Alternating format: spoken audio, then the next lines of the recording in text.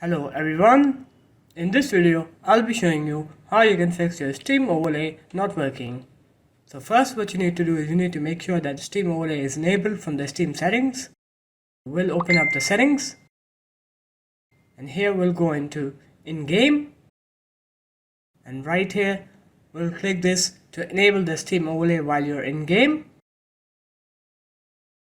And then we'll come right here to set the shortcut key for the overlay. Shift plus tab, which is the default key, works fine for me.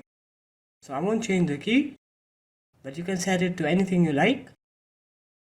Then we're going to right click on our game, go into properties, and we're going to see if the Steam overlay is enabled in here. If it is not, then you can click it to enable it from here as well. And after that's done, we'll fully close the Steam from here.